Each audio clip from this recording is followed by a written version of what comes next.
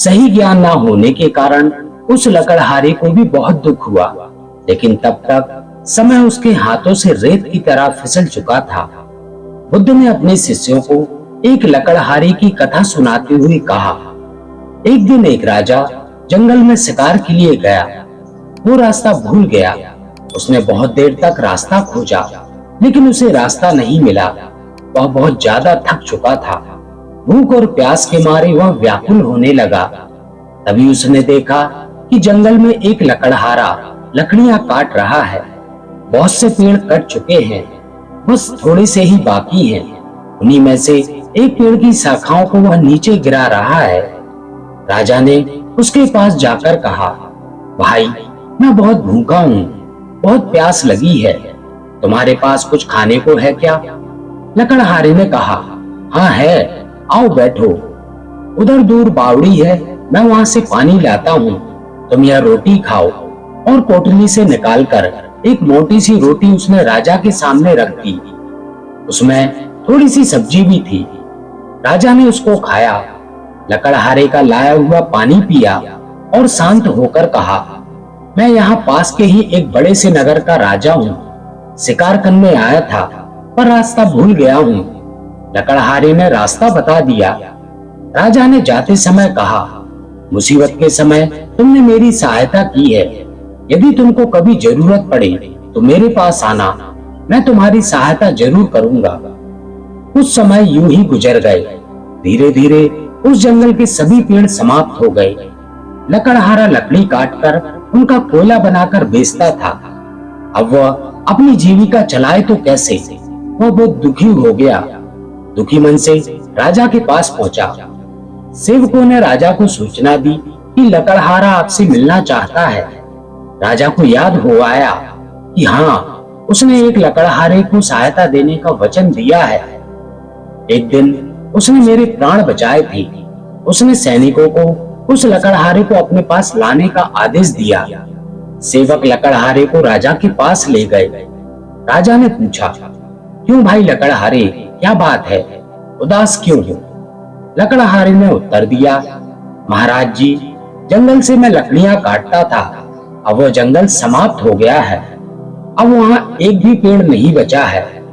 अब जीविका का मेरे पास कोई दूसरा साधन नहीं है, इसलिए आपकी शरण में आया हूँ। आपके राज्य में तो बहुत से जंगल हैं। अगर उनमें से कोई एक छोटा सा जंगल मिल जाए तो मैं भूखा मरने से बच जाऊंगा। राजा ने कहा, तुम्हारी समस्या का समाधान जरूर किया जाएगा।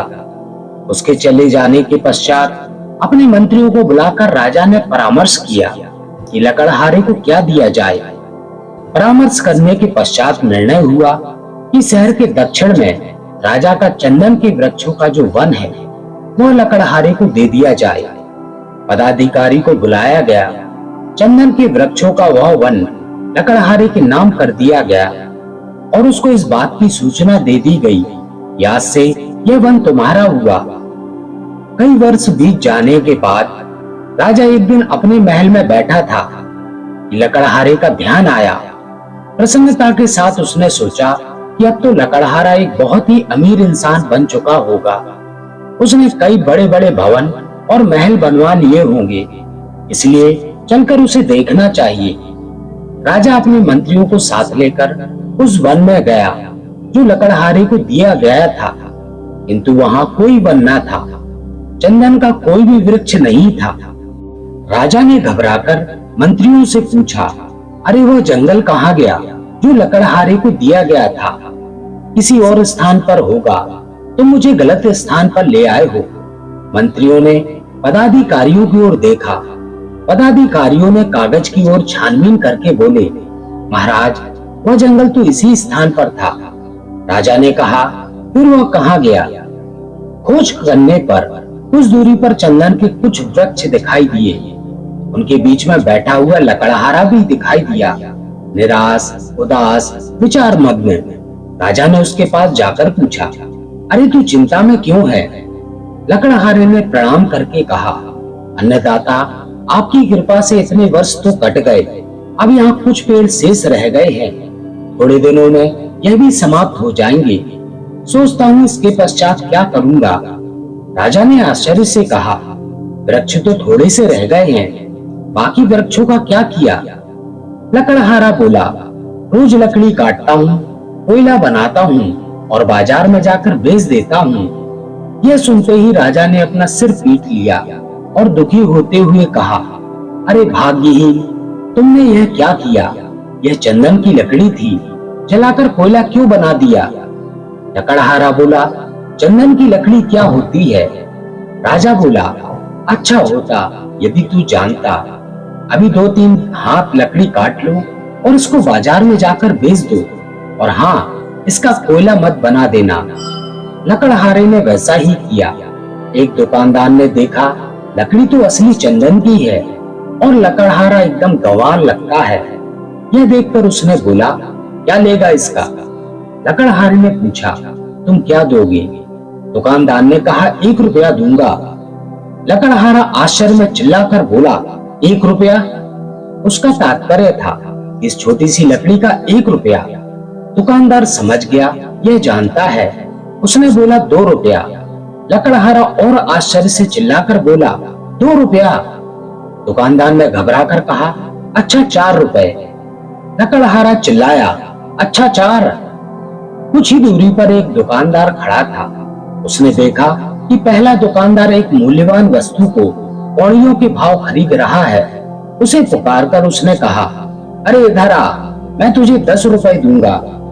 लकड़हारे ने जब 10 रुपए का नाम सुना तो सर पकड़कर बैठ गया और चिल्ला उठा। अपना सर अपने घुटनों पर रखकर रोने लगा। अब उसे मालूम हुआ कि जिस लकड़ी को वह कोयला बनाकर बेचता रहा वह कितनी मूल्यवान थी। उसने कितनी बड़ी संपत्ति का अपने हाथों से ही विनाश कर दिया था। कहानी को खत्म करते हुए गौतम बुद्ध ने अपने शिष्यों से कहा, उस लकड़हारे की मूर्खता पर आप लोगों को दया आ रही होगी, किंतु सुनो मेरे शिष्यों, हम स्वयं भी तो उस लकड़हारे की ही भांति है।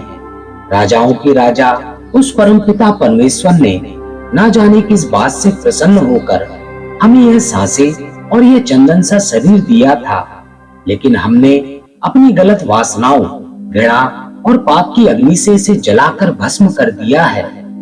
कितनी मूल्यवान है यह सांसें, हमने इन्हें समझा ही नहीं। सांसों का यह चंदन वर्षों से परिपूर्ण वन, जिसे हमने अपने काम, क्रोध, लोभ, मोह और अहंकार की अग्नि में जलाकर कोयला बना दिया है। परंतु जो होना था वह हो गया, अब उसे बदला नहीं जा सकता। अब जो चंदन के जो थोड़े से वृक्ष, यानी कि अब जो हमारा आगे का समय बचा है, आओ इन्हीं का उचित उपयोग करें और अपने जीवन को शांति, सुख और समृद्धि से भर लें। तो दोस्तों, आपको हमारी आज की कहानी कैसी लगी? अपने कमेंट के माध्यम से हमें जरूर बताएं, और यदि कहानी पसंद आई हो तो हमारे वीडियो को लाइक जरूर करें और अपने प्रियजनों में शेयर करना ना भूलें। इसके साथ ही जो भी मित्र हमारे चैनल पर नए हैं वे चैनल को सब्सक्राइब जरूर करें और बेल आइकन प्रेस करके ऑल करें, ताकि आगे आने वाली वीडियोस की नोटिफिकेशन आपको समय पर मिलती रहे। तो दोस्तों, इस वीडियो में बस इतना ही। मिलते हैं ऐसे ही किसी अन्य ज्ञानवर्धक वीडियो में। तब तक अपना ख्याल रखें। नमो बुद्धाय।